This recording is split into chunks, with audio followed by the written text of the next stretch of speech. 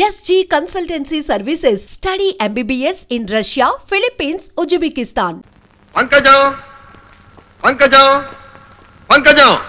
న్యాయం తెలిసిన జడ్జి గారు, జరిగిన సంగతి 10 మందిలోనూ చెప్పాలంటే నా మనసు సిగ్గుతో చచ్చిపోతుంది. అంతేకాదు బాబు, ఆ విషయం తలుచుకుంటేనే చాలు భయంతోనూ బాధతోనూ నా గుండె గిలగిలలాడిపోతుంది. నేను తెలిసి తెలియని వయసులో ఒక పెద్ద మనిషి మాటలు నమ్మి మోసపోయాను. నా కర్మ ఎలా కాలినా నా చిన్నారి చెల్లెలు స్వప్న బతుకు అలా కాకూడదనుకున్నాను.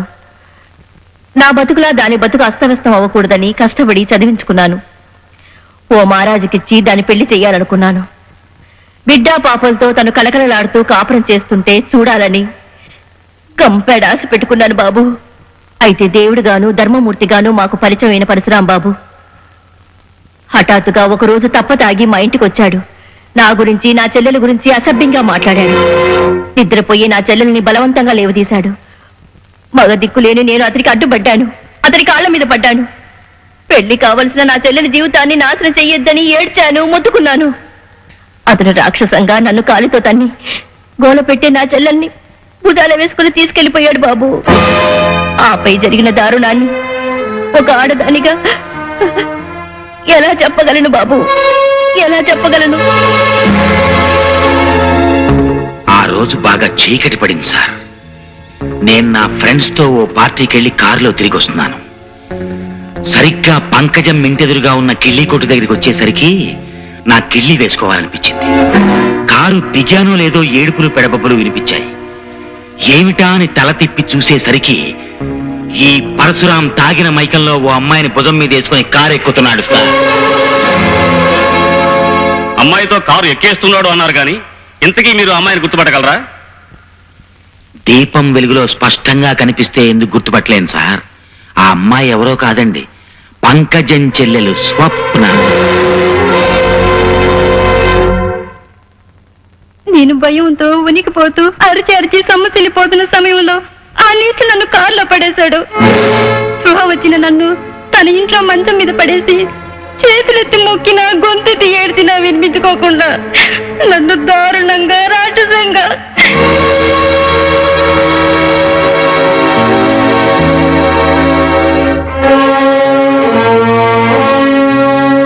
యువర్ ఆనర్, ఈ విషయమే మిగిలిన సాక్షులు కూడా హాజరుపరచవలసిందిగా కోర్టు వారిని కోరుతున్నాను.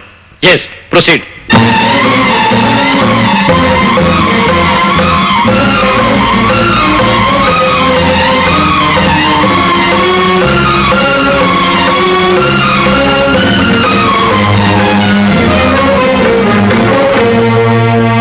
ఇప్పుడేమంటారు బాస్? కోర్టులో జరిగిన అబద్ధపు నాటకం ఇప్పటికైనా మీకు అర్థమైందా? లంచాలకు మనుషులు అమ్ముడిపోయారు. డబ్బుతో చట్టం నోరు కట్టేయబడింది. అబద్ధాలు న్యాయస్థానం శ్రద్ధగా వింటోంది. కేశవ, తప్పుడు సాక్ష్యాలకి, అబద్ధపు ఫిర్యాదులకి, అన్యాయపు ఆరోపణలకి నేనేం భయపడను. చివరికి న్యాయమే గెలుస్తుంది. ఎందుకో తెలుసా? విజయ్ నా తరఫున నిలబడతాడు కనుక అని మీరు అపోహపడుతున్నారు బాస్. ఆ కాక్షి బట్టల పెద్ద మనిషి కూడా కరెన్సీకి అమ్ముడిపోయాడు. కేశవ, అవును బాస్. మీకు ప్రాణం పెట్టే మనిషి అయితే ఆ విజయ్ మీ ప్రాణాలు రక్షించడానికి ఎందుకు ప్రయత్నించలేదు? మీ నిర్దోషం నిరూపించడానికి ఒక్క సాక్ష్యమైనా ఎందుకు సంపాదించలేదు? ఆ విషయం అడగాలైనా పెద్ద మనిషిని కలవడానికి వెళ్తే కలుసుకోకుండా పొమ్మని ఎందుకు కబురు చేశాడు? కనిపించినప్పుడు మాట్లాడబోతే సూటిగా నా కళ్ళల్లో చూడకుండా మొహాన్ని ఎందుకు చోటు చేసుకున్నాడు? బాస్, గుండెల నిండా అన్యాయం నిండున్న మనిషే కళ్ళల్లోకి చూడలేడు. తప్పు చేసిన మనిషే మొహం చాటేసి తప్పుకుంటాడు. అలాంటి మనిషికి స్నేహం అంటే విలువ ఉండదు, స్నేహితుడంటే లెక్క ఉండదు. కేశవ, నువ్వు చెప్పేది నిజమా?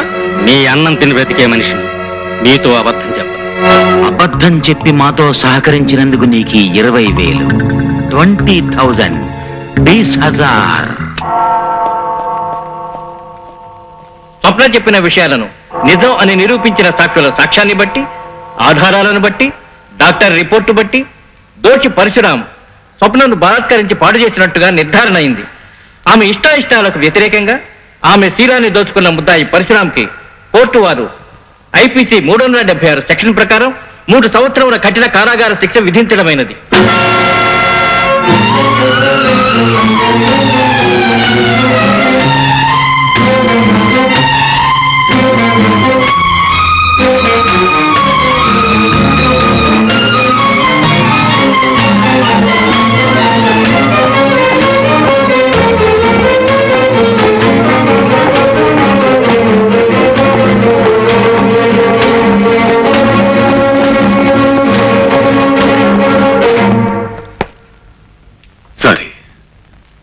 సారీ రాము.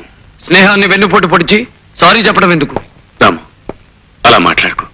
ఇలా జరుగుతుందని నేను ఊహించలేదు. నేను ఊహించలేదు, కానీ జరగాల్సింది జరిగింది. ఈ లోకంలో కత్తి కంటే పదునైంది డబ్బు. నల్లగౌన్లు వేసుకున్న పెద్ద మనుషులు ఆ పదునైన ఆయుధంతో సత్యాన్ని న్యాయాన్ని ఇక్కడ హత్యగావించడం మామూలు ఇన్స్పెక్టర్. కాకపోతే ఈ రోజు ఒక నమ్మిన మనిషి చేతుల మీదుగా స్నేహం కూడా ఇక్కడ కూనియింది ఇన్స్పెక్టర్. రాము, నువ్వు నన్ను అపార్థం చేసుకుంటున్నావు. కాదు, ఇప్పుడే నిన్ను సరిగ్గా అర్థం చేసుకున్నాను. నిన్ను నా ప్రాణానికి ప్రాణంగా భావించి నీ భవిష్యత్తు బ్రతుకు బాగుండాలని తాపత్రయపడే ఆప్తుణ్ణి, నాకు అన్యాయం చేసే కాకి బట్టలు వేసుకున్న కుట్టిన మనస్తత్వం ఉన్న ఆఫీసర్ వినువని అర్థమైంది విజయ్, అర్థమైంది. పొరపాటు పడుతున్నావు రాము. నిజంగా నిన్ను రక్షించుకోవాలని ప్రయత్నించాను. కాదు, నిప్పులాంటి పరశురాం తప్పు చేశాడని జైలుకి పంపించి 10 మంది చేత సభాష్ అనిపించుకోవాలని తాపత్రయపడ్డావు. అబద్ధపు కేసు బనాయించావు, తప్పుడు సాక్ష్యాలు చెప్పించావు, మోసం చేసి నన్ను దోషిని చేశావు. రాము, ఈ మాటలంటున్నది నువ్వు కాదురా. నేరాలు, కుట్రలు, కుతంత్రాలతో మళ్ళీవైపోయిన నీ మనసు. రాము, నేను నా వృత్తి ధర్మాన్ని నిర్వర్తించాను. ఇన్స్పెక్టర్, నేను నిజంగా నేరం చేసి ఉంటే, వృత్తి ధర్మ ప్రకారం నువ్వు నన్ను అరెస్ట్ చేసి ఉంటే నిన్ను చూసి గర్వించేవాణ్ణి. కానీ నువ్వు వంచావు. రాముణ్ణి కాదు, పరశురాముణ్ణి, పగబట్టిన మనిషిని, నీ పాలిట నిప్పులాంటి మనిషిని, ఏదో రోజు నిన్ను నిలువునా దయించే నిప్పులాంటి మనిషిని.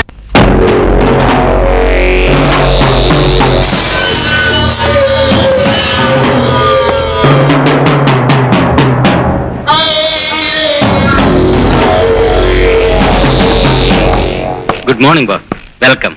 ఏం కేశవ, బాగున్నావా? బాగున్నాను బాస్, పదండి వెళదాం.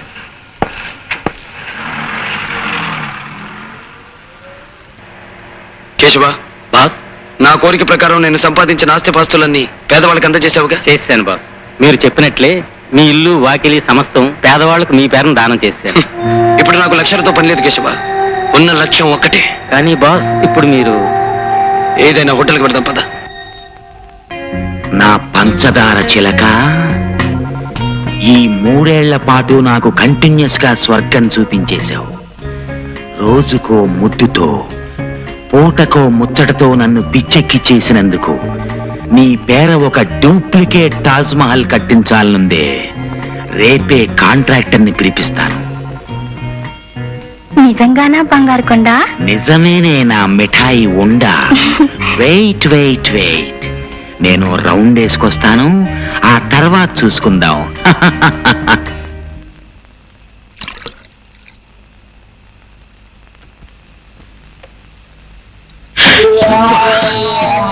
నువ్వు భుజంగరావు, లక్షలు పోసి పంకజాన్ని కొనేసి కోర్టులో అబద్ధపు సాక్ష్యాన్ని చెప్పించి నువ్వు నన్ను జైలుకి పంపించావని నాకు తెలుసు.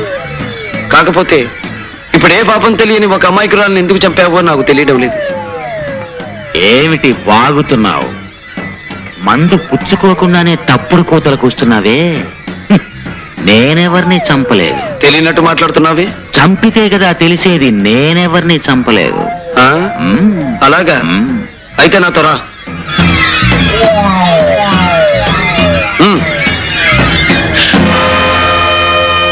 అదిగో ఆమెను హత్య చేయలేదంటావా?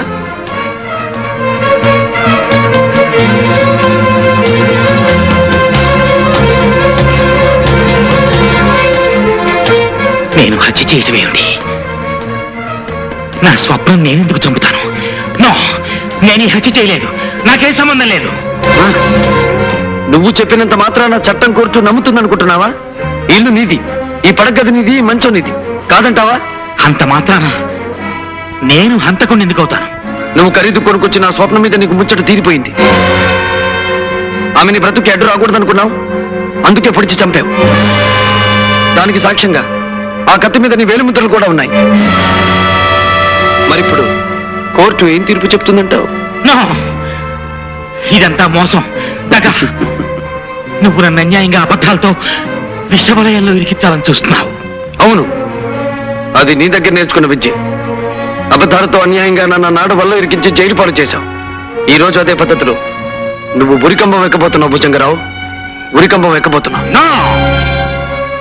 నాకు ఉరి శిక్ష పెట్టు.